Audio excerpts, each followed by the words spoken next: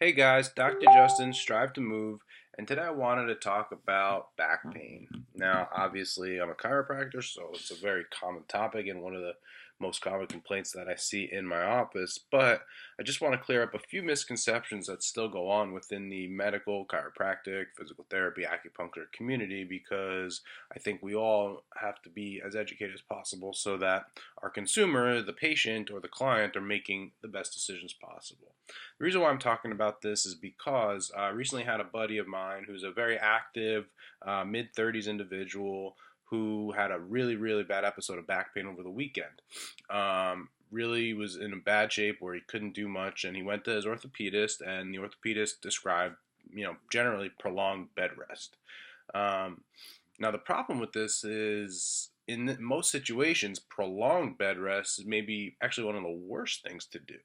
Now, if you're in such bad pain where you feel like you can't even stand up straight or can't walk or can't move, there may be a short period of time where you may need to lay down just to get a little bit of relief. But laying and having bed rest does not mean that you should be laying on your back for 3 days and playing video games. When you have your bed rest, what you should be trying to do is finding a position that actually makes the pain lessen. So, if most people that have lower back pain at his age group, you could probably consider it to be discogenic. Now, obviously, a full exam would be what would help that. If it's a case where he had bent over to tie his shoes and his back went out, or he went to pick a weight up and his back went out, we're probably assuming that he has what we call flexion intolerant low back pain, meaning that bending forward makes his back worse. So when he's doing his bed rest, he should be trying to find a position that will make his back better. What would probably happen is if he went on his stomach and then arched a little bit on his back, he may start to feel a little relief, which may allow him to stand up and get moving a little bit.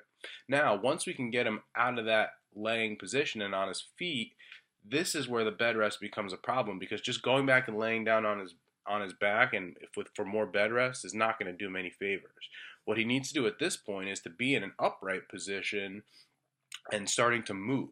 This doesn't mean that he needs to go back and work out. It doesn't mean that he needs to pick heavy weights up. It for sure doesn't mean that he needs to sit for long periods of time.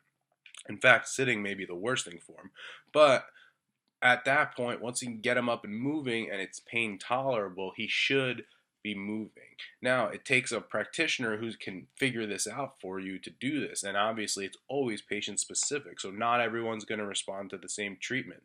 But for the most part, prolonged bed rest on a young, active individual is not the right approach and definitely not the right approach long term. As always, it's specific to the person, so that's a huge, huge point. Not all advice works for everybody.